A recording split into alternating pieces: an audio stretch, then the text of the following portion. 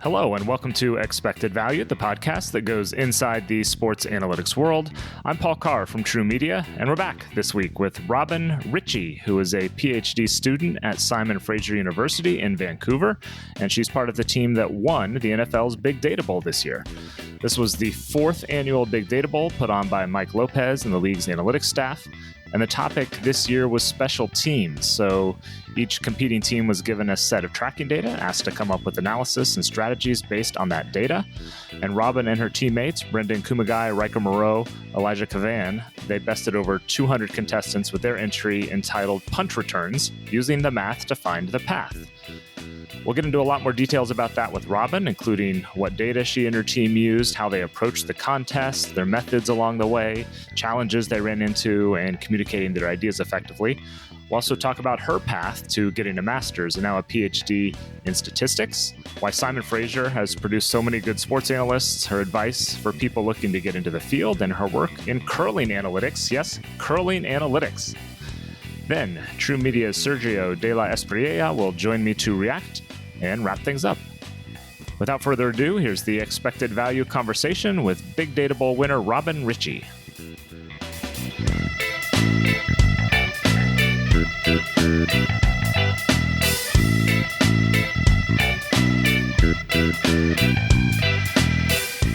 We're joined now on Expected Value by Robyn Ritchie, PhD student at Simon Fraser University and part of the team that won this year's Big Data Bowl. Robyn, welcome to the show. Let's start with how you got started, at least as far as the Big Data Bowl is concerned. This has been going on a few years, but how did you get involved, become aware of the contest, and decide to enter this year? Yeah, so our team really formed as a group of students. So Brendan Kumagai sent out an email to all of the graduate students at Simon Fraser University, just trying to see who had interest. And there's a lot of sports-minded people in that university. And so I was one of the people who showed interest, and we were able to form a team. And it's just really exciting to be able to do something like that. All right. So the theme for this year's Big Data Bowl was to devise innovative approaches to analyzing special teams in the NFL. Basically, tell some story, pull some analysis for special teams. Before we get into how you approach the topic, let's start with what you had to work with. What sort of data were you given for this project? So everyone was given access to 3 years of next-gen stats, player tracking data, play information, game information, player information, and then PFF scouting data for every special teams play from 2018, 2019, and 2020. And how granular is that data? I know it's the chips and the shoulder pads sort of thing as far as player location, but what's the level of detail that you get out of that? Yeah, so you'll have, especially like in the tracking data, you have like speeds, directions of all of the players. I think they have acceleration on there also. So it's like super detailed. All the players are there. It's really great data, like from the stats point of view. It's amazing to see like the NFL do something like this and give access to such great data to anyone who wants it. All right. So you have your assignment, you know what the data is. Where do you start? How do you go about thinking about this question and attacking the problem? Yeah, so when you enter like a competition like this, you really want to think about what does the NFL want? What do the judges want to see? So right, they want us to dive deep into special teams, make new metrics, quantify strategies, rank players, anything that can kind of impress the judges in the NFL. So the goal is to really focus, what we did was focus on punt returns, and we wanted to create metrics that can understand what contributes to pressure in a punt return and how well the returners are performing under those types of situations. So we wanted to see if we could determine like the optimal path of a punt returner, taking in all of their surroundings and see if they're making the right decisions at the right times. All right. So you figure out that's what you want to do. How do you go about doing that as a team? So kind of a two-part question. How do you kind of divvy up tasks, and really what are you trying to do as you go through the process? So for us, we're a team of 4, so we kind of split it into 2 different groups, but it all starts and it all builds. So we started really on the convex hull. So that's just a metric to kind of mesh together one team and another team and see how much space they take up on the field. Then you can overlap those and see who has more control over the field, who has the control around the punt returner. And then it just kind of snowballed because I said, well, why can't we find the way to get through this convex hull? And then it just grows and grows and grows into a bigger project. So Brendan and I really focused on the optimal path, whereas Ryker and Eli kind of took the modeling aspect. They looked at blocker leverages, they looked at the convex hulls to just see, kind of quantify as much as the data as you can into numbers that you can throw into a model and get some rankings out of it. And what are some of those numbers? I know you mentioned them in your presentation, and they seem pretty intuitive, like what the things are, the factors that are going in to your models. What are those? What are you working with? Once we have our optimal path of where the punt return is going to go, we take the path that they actually took and we calculate basically the difference between the two lines. And that kind of gives you an idea of how good of a decision maker that punt returner is at that instance. So we made that into a number, and that we could put into our model to give a sense of the mindset of the punt returner. Other things is like blocker leverages. How good is each blocker doing in the model? Are they stopping the tackler from getting to the punt returner? The size of the convex hull of the kick team as well as the return team, and a whole bunch of other stuff all would just go into the model, and then you can really put in as much as you want because it was a random forest-based model, and it'll kind of skim out what's the most important there. Is it a continuous decision point that you're factoring in, or are there certain, do you stop at every so many frames or so often, or how many decision points are going into? So at each frame, we would try to predict the end yard of the play. So every frame it's updated, and we would actually associate a probability instead of an actual just 1 point, this is where they're going to get. We would associate a probability to it. So given this situation, they're most likely to expected to get 10 yards. But there's maybe a 50% chance they're getting 10 yards, and there's a 10% chance they're getting 2 yards and a 10% chance. So it would go all the way throughout, and you would get actually a distribution over the whole field of how likely they are to get to any point. So it's an average with probabilities that are all go into that average together. Yeah, and then you average a bunch of stuff for the play, and then it gives you kind of one number. One thing that you mentioned the blocking part, and we're going to talk about kind of extensions of this possible. So in theory, if you had, more time, more data, would blocking abilities, would that be something that you'd be interested in exploring, you could explore based on what you've done so far? Yes, there is a really great paper from a Big Data presentation a couple years on blocking leverages, and they did all the math behind everything. If we really wanted to elevate our work to the next level, one thing I would like to focus on is the optimal path and bringing in a probability of a fumble if you go in that direction, or probability of a tackle if you go in that direction, and you could kind of adjust it so that, say you're really early on in the game and an extra couple yards isn't worth the risk of getting injured. Can we kind of take that mindset into account in our risk equation and propose a safer route? Whereas if you're at the very end of the game, you need a touchdown, you're going to take that risky route in order to get the outcome. So risk versus reward, I'd like to work more with that and incorporate as much as I can. What kind of challenges did you run into? There's always things that go haywire, or you try something and it spits out weird results. What are the biggest challenges that you ran into during the project? Yeah, so there's definitely always the computational challenges because there's so much data that they give you. And we're just students with our nice little computers trying to figure all this out. It doesn't work as great. We don't have the great computers that these big companies would have. So that's always a challenge. And then just as students, it's a challenge to find balance because you're doing something that you want to do so great at, and you have so many amazing ideas, but time is always of the essence, and managing it with coursework and balance between regular life and everything, that's always a challenge everyone needs to keep in mind. The computational angle is interesting to me because I hadn't really thought about that for something like this. Do you have to go buy more computational power? Do you, set your computer to run something and then you go to bed and it has to run overnight?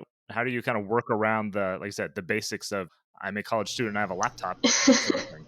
Yeah, so we did the overnight method. So we would run our, the optimal path wasn't too bad if you're just looking at one play. But once you get into throwing all the data for every single play, calculating everything into a model and then it needs to do all its work. That, like, at the start would take 3 nights, and I think we improved it to get down to one overnight to get the whole model to punch out what we wanted. It was a little more manageable, but if something goes wrong, right, you have to fix it, and then you're starting the next night again, trying to run it, hoping, fingers crossed, that it'll go through. So communication is always important. We talk about this almost every podcast. As you had all this data coming together, how do you approach that communication part of it as you're getting set to present this to the judges? Yeah, so one thing that myself and my team really wanted was to have great visuals. So that's something we really focused on. Is if you've looked through like our Kaggle document, a main thing that I really like about it is that there's really like 3 ways to absorb the data. So we went through the nitty-gritty, all the math, wrote it all out, but then we have pictures to go with every piece of math so you can really understand the visual with it. And then we have a quick 1-2 sentence with each picture to explain it in a very like quick layman's term what you want to get out of it. So definitely having good visuals along with different ways to absorb the data is a great way to communicate something like this. As well as if you wanted to present this to coaches or to players, it's great to have something that you can see alongside the video of the actual play. You could put them side by side and see, oh, that's where the punt returner was told by our optimal path would have been good. Oh yeah, my blockers were actually blocking that area and I could have gone that way instead of I went this way. So it's definitely meant to be like a review after the play type of visualization tool. Yes, that kind of answers the question I was thinking of next is how would you communicate this, relay this information to coaches or somebody who would ideally, put this into practice a little bit? It sounds like similar sort of method, show the video and kind of talk through the process a little bit. Yeah, so if you looked at our like 5-minute presentation for the final competition, we were able to stop and play the video right beside our optimal path for one of McCole Hardman's punt returns. We highlighted these are where the high blocker leveraged areas are, and this is where optimal path is saying that you should follow your blocks. You should go where we're telling you. Obviously, we can't do that in the moment, but it shows that McCole Hardman could kind of look around a little bit better maybe at certain moments, take that extra like millisecond to really absorb what's going on as opposed to just running to the sidelines. So that's how we would kind of bring it to a team or a player and hopefully help them improve using our tools. And I have to say, when I saw your example before you even started running, I started laughing. I live in Kansas, surrounded by Chiefs fans, and have watched many games where people are literally yelling, "Run straight ahead" on the punt return instead of doing all the dancing. So yeah, that for me personally, that resonated really well. Yeah, he's definitely a great punt returner, and like we don't want to be too harsh on him, but you got to be able to see what you can when you can. Like he's definitely valuable in his other position.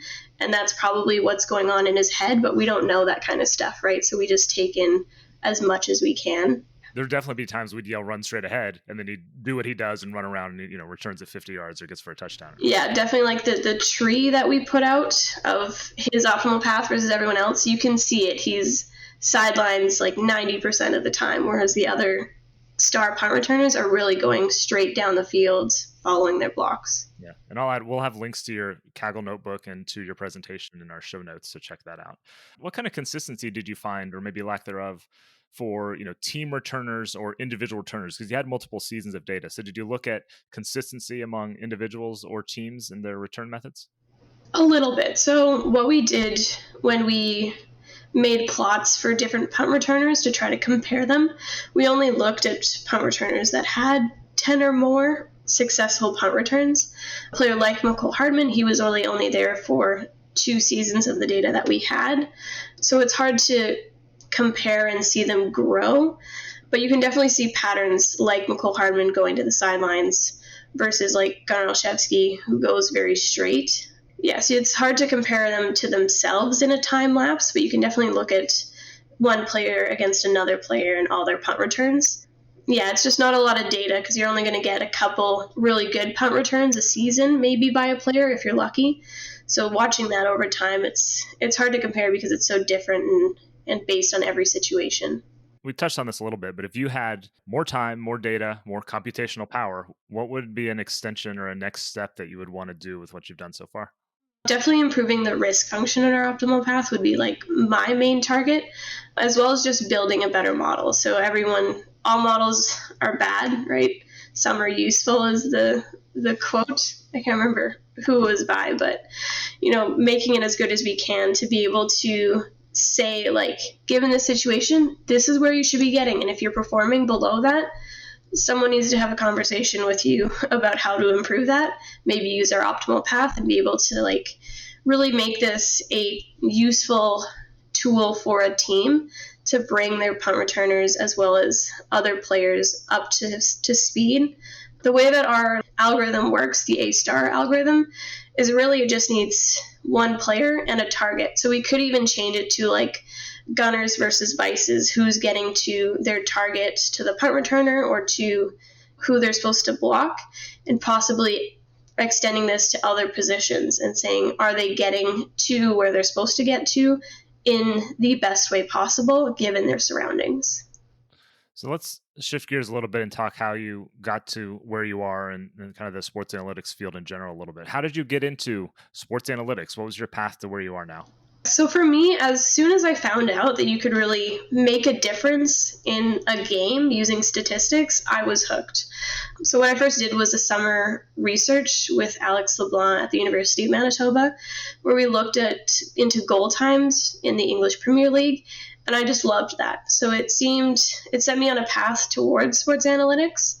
So if any student is really like curious about what they could do, definitely something like a summer research position is amazing to learn if you like that kind of stuff, or getting an internship is really helpful to see if you like the sports analytics realm and if you could see a future in it.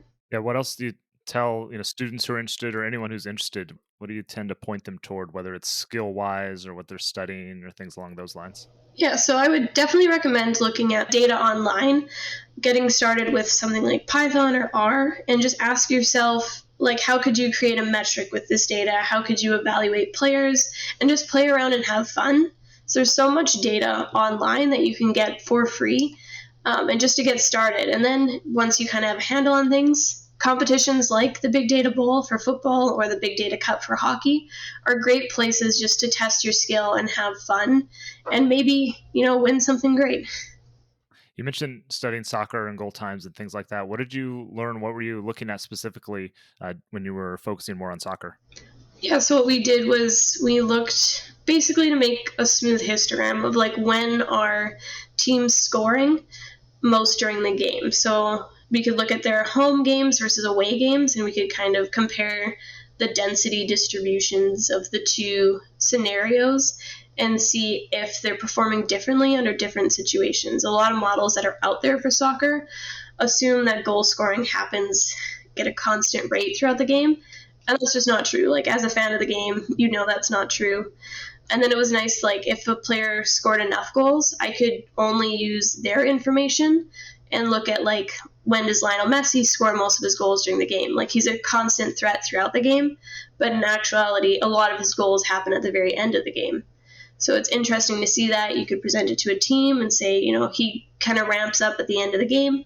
You need to put more players on him at that time. No, it makes sense. It matches, kind of the eye test when you say this guy's got a knack for coming up big late or things along those lines. While we're talking about other sports, I know curling analytics are a big thing for you. I'm a big Winter Olympics curling fan. I, like a lot of Americans, I'll watch every 4 years, occasionally find it on TV between Olympics. I feel like we could have done a whole podcast on this, which would have been fun. What work have you done with curling analytics? Like what is the curling analytics community like, or the world like, I guess? Yeah, so it's definitely starting off. So I only started my PhD in September, and that's kind of where I'm targeting is the curling realm.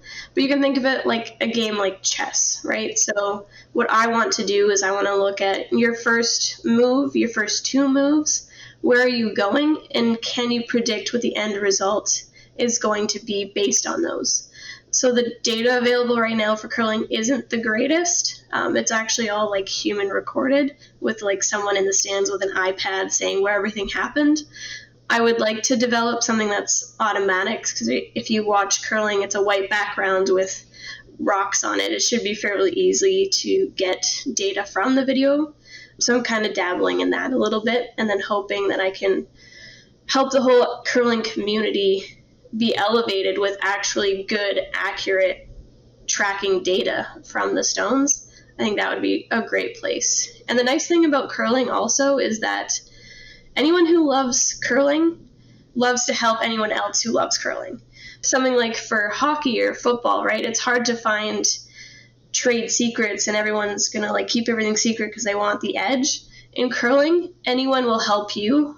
Like I've talked to teams, I've talked to like one of the analysts for like USA curling. So you just message them, they're like, yeah, I'd love to talk to you, which is amazing. It blows my mind how much everyone is willing to help each other in the sport, and I think that's great.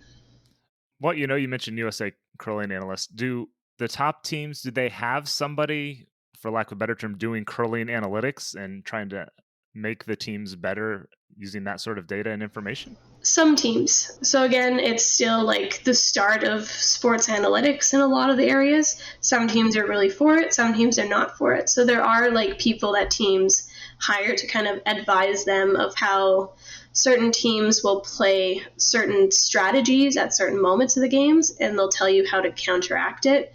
So that's kind of where it is right now, but it's kind of on the onus of the team to really find someone to help guide them to the win. And I guess the execution, it's not like chess where you make the move. You can try this shot and it may or may not work. And yeah, so curling has like so many levels of complexity. Like there's the decision aspect of what should be the good move, and then the human error of can I make that move? And then you're doing it on ice, which is like slippery, and you got to move everything around, and it gets really complex, and there's physics, and it gets wild very quickly. Nice. I'm excited to see where that goes. I have to ask you about Simon Fraser University. The school's won 2 straight big data bowls, has a strong reputation in the sports analytics field, located in Vancouver. As an American, not super familiar with the school outside of, the analytics community, but what's going on? What's in the water up there? Why is Simon Fraser so good at these things? I don't know. It's hard to say. It could be Tim Schwartz. He's really great. He's a professor at Simon Fraser University, and he is very focused on sports analytics. He's done a lot in cricket, in soccer, and really anything that his students are interested in. He's ready to dive deep into it. So I think he's just kind of the magnet that started attracting all these great sports analytics students to the school. And then the reputation just blew up after that. And if you want to do sports analytics in Canada, it's kind of like the known factor. You go to Simon Fraser University. Place to be. And you're co-chairing the Canadian Statistics Student Conference coming up. Tell us about that. How could someone get involved if they wanted to do that? Yeah, so the Canadian Statistics Students Conference is a statistical-focused virtual conference that's run for students by students. It's Saturday, May 28th, and it's free for anyone who wants to attend. So we're going to have student talks. We're going to have a Create Your Own R workshop, or Create Your Own R package workshop, a skills session about how to communicate in science, whether you're talking to someone who's really familiar with science or not familiar with science at all. Also a career panel session, and so much more. And there's going to be lots of games and trivia throughout the day to keep it fun and engaging. And the registration deadline is May 15th. So if you can, just Google Canadian Statistics Students Conference 2022 and you'll find us. Great. We'll put a link in our show notes too. All right, we're going to wrap things up with our playing favorite segments, some relatively quick hitters, just finding out your favorites, a little more about you. So what is your favorite number and why? So my favorite number, I'll say when it comes to the Big Data Bowl, is 1. So we're actually the first year that a Big Data Bowl has been won by the college team. And I'm also the first ever female grand finalist. So I think that's really exciting. So we'll go with that for now. I like it. Who's your favorite athlete, either when you're a kid or now or both? I think right now I would say Brad Gushu, who's a Canadian curler, and he's just amazing to watch. If you ever watch curling, he's so skilled, he's so smart when it comes to the strategy side of the game, and he's just a very classy player. He's kind to his team, he's kind to his opponents, always has a smile on his face no matter what the circumstances are, and he's just a great role model for the next generation of curlers. Nice. First curling answer. I love it. What is your favorite distinctly Canadian food? So I think I'll actually go more specifically, and I'll say my favorite Manitoban food is chicken fingers with honey dill sauce. So if you've never heard of honey dill sauce, it's just this amazing sauce that's for some reason only in Manitoba. It's slowly getting outside to the other provinces. But it's amazing. It's great with chicken fingers. Highly recommend you could try it. Look up a recipe. It's And great. this is, I mean, is it what it sounds like? It's honey and some sort of dill pickle. Yeah, it's just honey, mayo, and then like dill weed. Next time in Manitoba, definitely trying it. Favorite thing that's happened to you since winning the Big Data Bowl in the last few weeks? I'd probably actually go back and say that my favorite thing happened after we were named finalists. So at the time we submitted our submission, I had no idea what we had on our hands. And it was incredible just to see people come out from anywhere and just like express how much they liked our project and how like great it was communicated and the story, how well we told the story of our optimal path. So we had no idea what we were getting ourselves into, right? And then to see all of this come together, we're just lucky that we had that we were able to get so close throughout this experience, and our minds were blown when we won the whole thing. It's really an honor, and we look forward to what it'll bring in the future. Nice. Well, Cody Davis of the Patriots, who's 10-year NFL vet, master's in data science. He said you have a creative idea and impressive math. So that's a pretty good endorsement there. Finally, favorite moment from your time growing up? You volunteered with the Winnipeg Blue Bombers in the CFL a lot. What was your favorite moment or memory from doing that? I really loved getting to see and talk to the players. Everyone was always really friendly to volunteers and to everyone else and really willing to chat. I actually sent Milt Stiegel, who was a wide receiver for the Winnipeg Bombers and now a panelist on TSN. I sent him our project from the Big Data Bowl, and he actually answered. He replied. He gave me some like tips and advice, and I thought that was like amazing. He's a legend in Winnipeg now, and probably a lot of other places. So I thought that was great that someone in my eyes who's like a star would take the time to really talk to just someone who's a student and was a volunteer for so many years watching him play. Nice. That's great. Well, that'll wrap things up for this conversation. Robyn Ritchie, PhD student at Simon Fraser, part of the team that won this year's Big Data Bowl. Thanks for joining us here on Expected Value. Thank you so much for having me.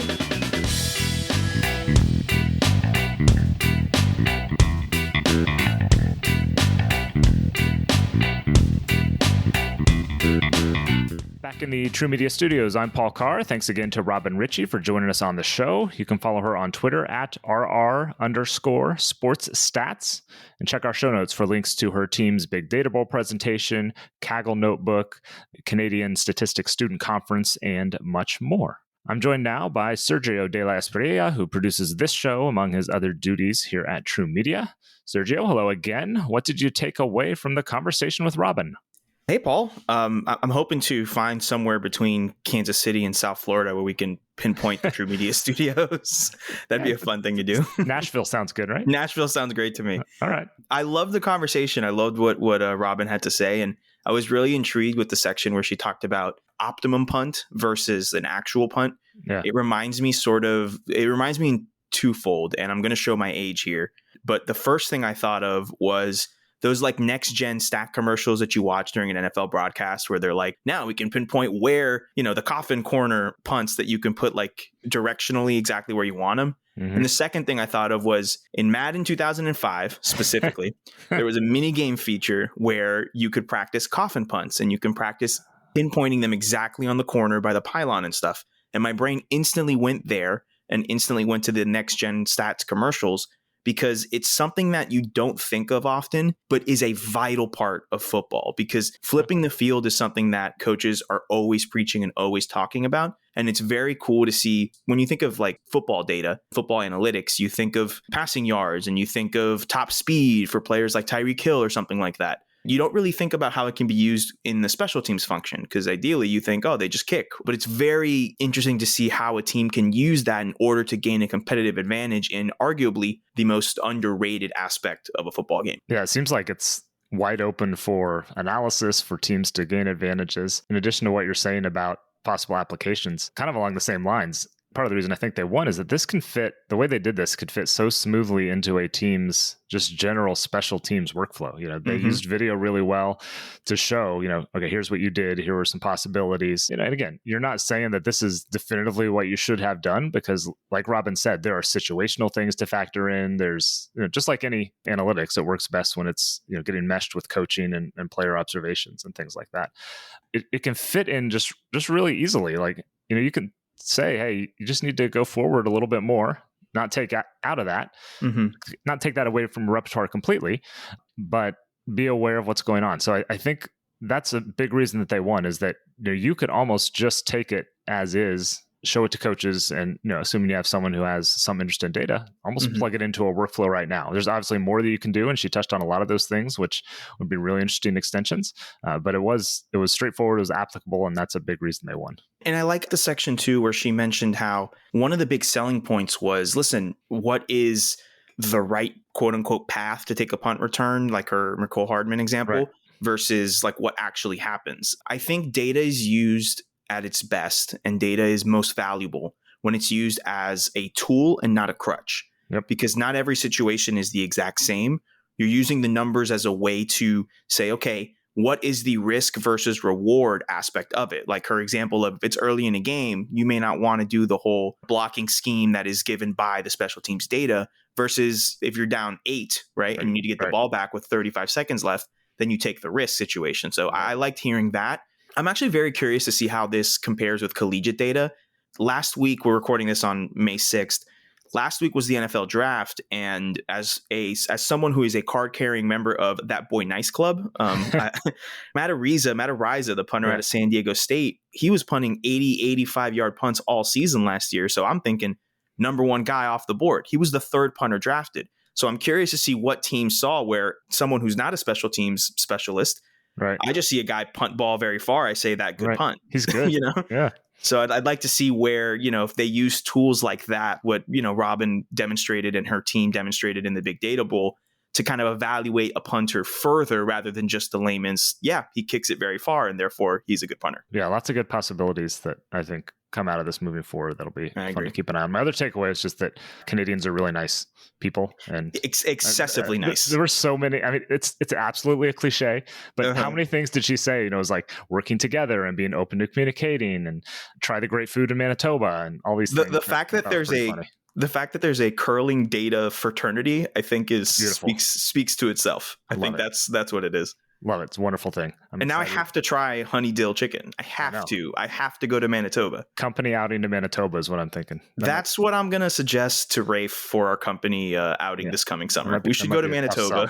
Tough sell, I think, but we'll see what we can do. All right. Thanks, Sergio. Thanks again to Robyn Ritchie for joining us on the show. Check out the Expected Value archives for lots of previous football episodes.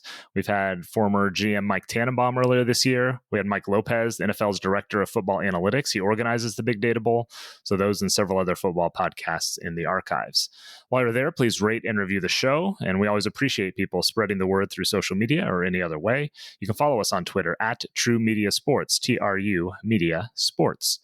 We'll be back in a couple weeks with a guest to preview the Champions League final and talk soccer analytics. For now, on behalf of Sergio de la Espriella and all of us here at True Media, I'm Paul Carr. Thanks for listening to Expected Value, the podcast that goes inside the sports analytics world.